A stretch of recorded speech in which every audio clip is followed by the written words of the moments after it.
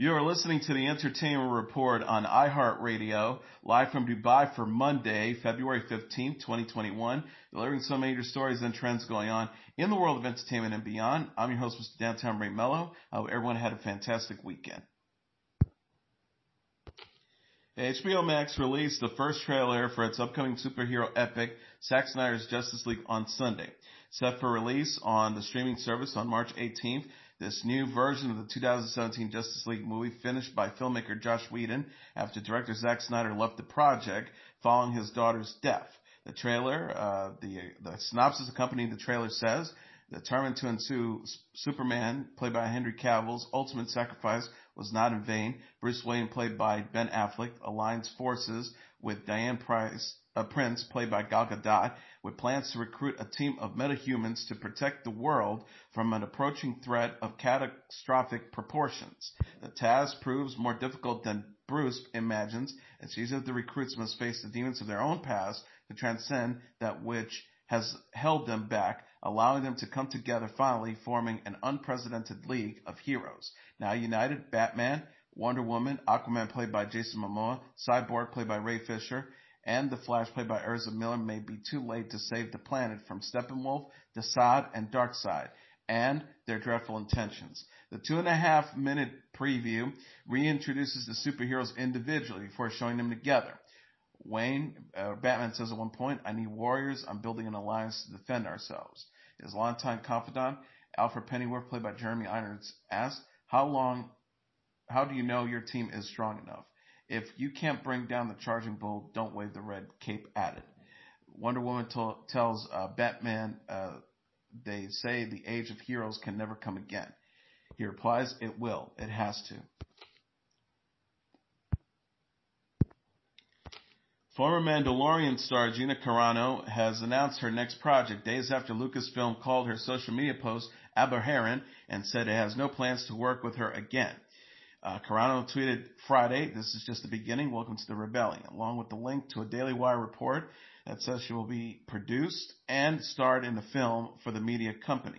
The movie is being made as part of the collaboration between the Daily Wire, a right-wing news website, and media company founded by Ben Shapiro and Jeremy Boring, and producer Dallas Sonnier and his company Bonfire Legend. No details about the project's plot or title has been disclosed. The partner's first film, the thriller Run, Hide, Fight, was released in January. Carano said in a statement, "The Daily Wire is helping make one of my dreams, to develop and produce my own film, come true. I cried out and my prayers were answered. I'm sending out a direct message of hope to everyone living in a fear of cancellation by the totalitarian mob. I have only just begun using my voice, which is now freer than ever before, and I hope it inspires others to do the same. They can't cancel us if we don't let them." The hashtag Fire Gina Carano trended on Twitter this week after Carano posted, "Jews were beaten in the streets, not by Nazis, but by their neighbors, even by children. Because history is edited, most people today don't realize that to get to the point where Nazi soldiers could easily round up thousands of Jews, the government first made their own neighbors hate them simply for being Jews. How is that any different from hating someone for their political views?" Lucasfilms reacted to the post with a statement saying that Carano was no longer employed by the company, and there are no further plans for her to be in as part of the project in the future. Nevertheless, her social media posts denigrated people based on their cultural or religious identities are aberrant and unacceptable. The Haywire, Fast and Furious 6, and Deadpool star has also drawn criticism for her views on the coronavirus and the 2020 presidential election. Regina King and Kenan Thompson played lawyers who wanted to sue Gorilla Glue on behalf of disgruntled customers in a new sketch for Saturday Night Live. King and Thompson played married attorneys Denzel and Latrice Commode in the 4-minute video. King is sporting a ponytail that is sticking straight up from her head, apparently because she used Gorilla Glue to style her hair. Social media personality Tessica Brown went viral in real life this month when she underwent surgery to remove the adhesive from her scalp because she misused it as a hair product. Denzel said in the Ford commercial for legal aid, "We've all been there. You ran out of hair products and had to use Gorilla Glue instead. And it turns your beautiful, luscious mane into a hard candy shell. And if this happened to you, you're not alone. This is not your fault. And Denzel chimed in, and you're not dumb. Latrice says, fact, every day as many as one people fall victim to using Gorilla Glue in place of a beauty product, and they deserve compensation. Denzel says we all do. You should not have to go through life with hair like a Lego man because one time you used Gorilla Glue instead of wave grease. The couple then promised to help their clients with win financial settlements or the next best thing, lifetime supplies of Gorilla Glue. The ad also included testimonies from past clients. SNL guest host King, the Oscar-winning actress who is currently up for a Golden Globe Award for Best Director for helming One Night in Miami. Longtime SNL cast member Thompson is set to host the Kids' Choice Awards ceremony in March. And it relates to our Saturday Night Live lampoon former President Donald Trump's second impeachment acquittal just hours after the U.S. Senate voted. The show opened with a 7-minute parody of Fox News' channel's primetime opinion show, Tucker Carlson Tonight. With almost 500,000 views on YouTube, the clip featured Carlson, played by Alex Moffat, interviewing Republican Senators Lindsey Graham, played by Kate McKinnon, Ted Cruz, played by Addie Bryan, and Mitch McConnell, played by Beck Bennett, about the trial. Graham says, it's a great day for 30% of America, and tonight we're partying. He also added, this trial was offensive and absurd, like a freaking episode of Rick and Morty. Excuse my foul language, but we all agreed the attack on the Capitol was a horrible thing. But just because the rioters were yelling fight for Trump doesn't mean they meant Donald Trump. Could they have been some Tiffany heads, maybe even some Eric stands? Cruz says, like any impartial juror, we took it upon ourselves to meet with the defense lawyers and to tell them something very simple legal advice. Stop and don't. Asked by Carlson why he voted to acquit Trump, McConnell says because everyone knows you cannot impeach a former president. That's why he should have impeached him before, back when I said we couldn't. Carlson said, well, that logic pretzels out. What do you really think of Trump? He responded, I think he's guilty as hell and the worst person I've ever met, and I hope every city, country, and state locks his ass up. That felt good. I've been holding that inside my neck for 4 years. On Saturday afternoon, the Senate determined Trump was not to blame for inciting a violent mob that attacked the U.S. Capitol on January 6. Senators voted 57-43 in favor of convicting the former president on a charge of incitement of insurrection. But the Senate needed a two-thirds super majority to convict and fell short of the 67 votes needed.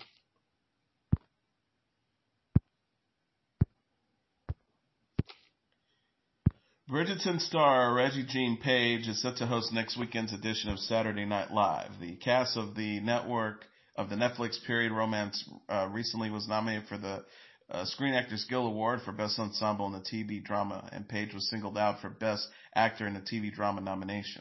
Netflix tweeted, from Bridgerton to New York, can't wait to see Rege-Jean Page host Saturday Night Live.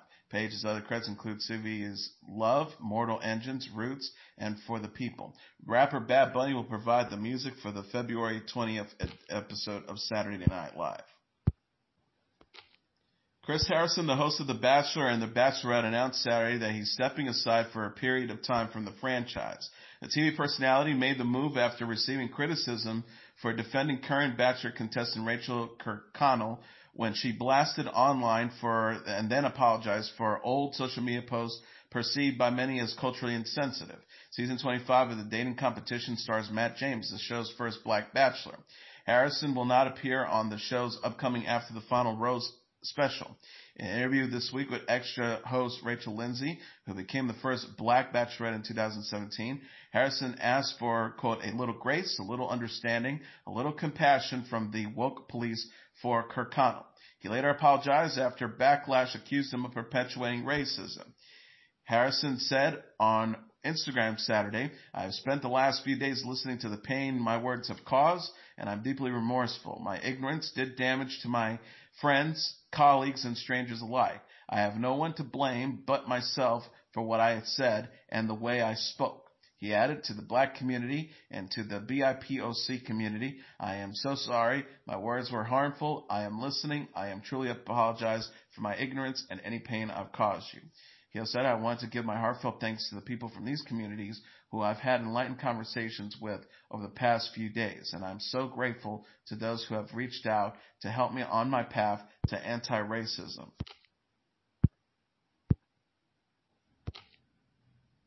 Atlanta creator actor Donald Glover and Fleabag writer-actress Phoebe Waller-Bridge are working on an Amazon series based on the 2005 film Mr. and Mrs. Smith.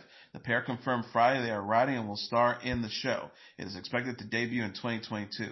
Francesca Sloan, whose credits include Atlanta and Fargo, is co-creator and will be the showrunner for the new Mr. and Mrs. Smith. Brad Pitt and Angelina Jolie played the rival spies in the original. ABC made a TV pilot inspired by the film for the 2006-2007 season, but it was not picked up to series. Martin Henderson and Jordana Brewster played the title roles. The Netflix adaptation of John Mars' novel The One is set to debut March 12th. The streaming service announced the premiere date Friday. The 8-episode series will star Hannah Ware, Stephen Campbell Moore, Dimitri Leondis, Amir El Marasi, Wolf Scolding, Demir Maid Murtak, Louise Chimiba, Eric Kofi Abriva, Pravali Shard, Zoe Tapper, and Greg Chillen. The synopsis says The One is set 5 minutes in the future in a world where DNA tests can find your perfect partner, the one person you're genetically predisposed to fall passionately in love with. No matter how good your relationship is, which one of us can honestly say we haven't thought about whether there is somebody better out there? What if a hair sample is all it takes to find them? The idea is simple, but the implications are explosive. We will never think of love and relationships in the same way again. Howard Overman, whose credits include Misfits, is the creator, writer, and executive producer of The One. Actress Ashley Judd on social media that she's recovering from a serious leg injury she sustained while on a research trip in the Congo rainforest. Judd wrote on Instagram post Friday, I'm a woman of the wilderness. As you know, accidents do happen. I struck something in the dark and fell, adding that this was a catastrophic accident. I nearly lost my leg. She offered more details in an Instagram live interview with the New York Times columnist Nicholas Kristof later in the day. The 52-year-old A Time to Kill and Kiss the Girls actress spoke from an intensive care unit hospital bed and explained how she shattered her leg in 4 places and suffered nerve damage while on a trip to learn about and help endangered bonobos. She told Kristof, I was doing what I always do, up at 4:30 in the morning with 2 of our trackers who are just these world-class, brilliant men walking in the dark, and my headlamp had new batteries, but it was a little faint and it wasn't working quite properly. There was a fallen tree on the path, which I didn't see, and I had a very powerful strike going, and I just fell over this tree. As I was breaking my leg, I knew it was broken. She was transported to a South African trauma unit on a motorbike since there was no ambulance service and underwent surgery. The actress said, I'm in a lot of love. I'm in a lot of compassion. I'm in a lot of gratitude. I thank everyone for their thoughts and their prayers and their support. Britain's Prince Harry and his wife, former actress Meghan Markle, announced Sunday that they're expecting their second child. The couple's representative said in a statement to People.com, we can confirm that Archie is going to be a big brother. The Duke and Duchess of Sussex are overjoyed to be expecting their second child. USA Today also confirmed the happy news. The baby's gender and anticipated arrival date will not be revealed. A spokesperson for the Buckingham Palace said about the baby news, according to The Guardian, Her Majesty the Duke of Edinburgh, Prince Harry of Wales, and the entire family are delighted and wish them well, according to The Guardian. Miss Annie Harriman shared on Twitter a black and white photo she snapped of the couple smiling and cuddling. Harriman captioned the outdoor photo, Meg, I was there at your wedding to witness this love story begin. My friend, I'm honored to capture it grow. Congratulations to the Duke and Duchess of Sussex on this joyous news. Hashtag remote shoot. Hashtag shot on iPad. Hashtag shot by Masan. The 36-year-old son of Prince Charles and the late Princess Diana married Markle in 2018. They already are the parents of toddler Archie, who was born in May 2019. Harry and Meghan announced last year that they were stepping down from their duties as senior members of the British royal family. They now live in California. Meghan revealed in November that she had suffered a miscarriage in July.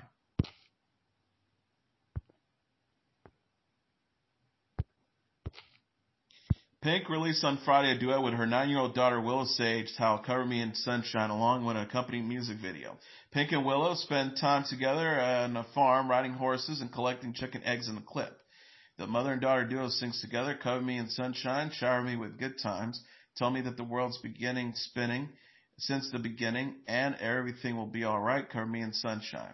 Cover Me in Sunshine is available to stream on Spotify, Apple Music, Amazon Music, Pandora, Diesel, Tidal, and SoundCloud. Pink recently joined TikTok and posted a video of Willow singing the song.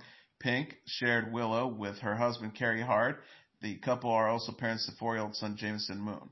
Willow previously joined Pink for a duet of Nat King Cole's The Christmas Song during the Disney Holiday Sing-Along movie.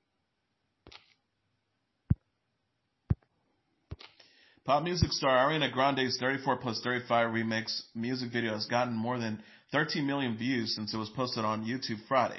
It was trending as the number one on the web Saturday.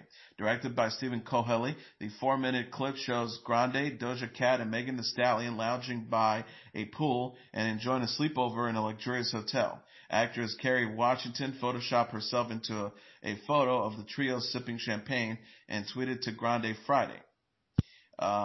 Washington wrote, "Hey, at Ariana Grande, at the E Stallion, and at Doja Cat, if there is a 34 plus 35 remix to the remix, I'm available. Just wanted to throw that out there." Grande retweeted the post, replying OMG with crying and heart emojis. The original 34 plus 35 appears on Grande's 6th studio album Positions, which was released in October and currently ranks at number 9 on the Billboard 200 charts. Grande released a remix of the song with Doja Cat and Megan Thee Stallion in January. Rapper Nicki Minaj's father, Robert Maraj, died this weekend after he was struck by a car as he walked on the road in Long Island, police say. TMZ said Sunday that the hit-and-run incident happened at 6 p.m. Eastern Standard Time. Maraj was taken to the hospital in critical condition where he died Saturday of his injuries, the New York Times said. The Nassau County Police Homicide Squad is asking for the public's help in finding the driver involved in the incident. People.com also reported the sad news, confirming the man was the singer's father. The entertainer has not spoken publicly about his death. Minaj and her husband Kenneth Petty welcomed their first child's son in September. Pop music icon Janet Jackson is thanking fans for putting Control back on the album charts 35 years after it was first released. The record includes the title song as well as the hits Nasty, What Have You Done For Me Lately, When I Think of You, and Let's Wait a While. This month, Control briefly returned to the number 1 spot on Apple's Top 40 U.S. pop album charts. It's currently at number 5. Jackson said in a video posted on Twitter Saturday, "I was at home just the other day by myself and I began to cry. I was crying because I was so thankful for all that God has blessed me with, all that He has given me. I'm so thankful for Him for being in my life, and I'm so thankful for all of you being in my life. You're so special to me. I want to thank all of you for making Control number 1 once again after 35 years.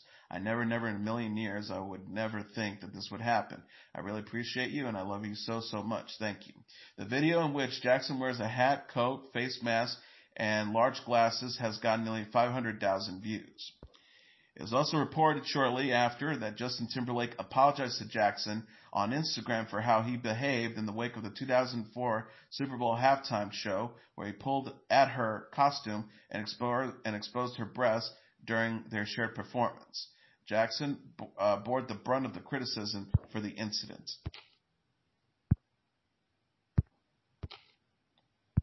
Morgan Wallen's Dangerous, the double album, is the number 1 album on the Billboard 200 charts for the fourth week. Wallen was dropped by his record label earlier this month, and radio stations announced they would no longer play his music after he was seen and heard using a racial slur in a leaked video. The Academy of Country Music also said Wallen is no longer eligible to be nominated for the 2021 ACM Awards. Wallen, who won the ACM Awards for Best Male Artist of the Year in 2020, has apologized for the language he used while out with his friends. Coming out number 2 on the roster, dated Saturday, is Lil Durk's The Voice, followed by Pop Smoke, Shoot for the Stars, Aim for the Moon at number 3, The Weeknd's After Hours at number 4, and Juice WRLD's Legends Never Die at number 5. Running at the top tier are Luke Combs' What You See Is What You Get at number 6, Taylor Swift's Evermore at number 7, Little Baby's My Turn at number 8, Ariana Grande's Position number 9, and Megan Thee Stallion's Good News at number 10. And finally, the Nicolas Cage, Emma Stone animated adventure The Croods: A New Age is the number 1 movie in North America, earning $2.04 million in receipts this weekend. BoxOfficeMojo.com announced on Sunday. Coming in number 2 is Judas and the Black Messiah with $2 million, followed by The Little Things at number 3 with $1.9 million. Wonder Woman 1984 at number 4 with $1.3 million, and The Marksman at number 5 with $1.2 million. Running at the top tier are Land at number 6 with $948,000, Monster Hunter at number 7 with $650,000, News of the World at number 8 with $385,000, Promising Young Woman at number 9 with $182,000, and The War with Grandpa at number 10 with $180,000. Several of the films in the top 10 are also available on streaming or pay-per-view home theater platforms as part of a strategy to appeal to a wider audience during the coronavirus pandemic.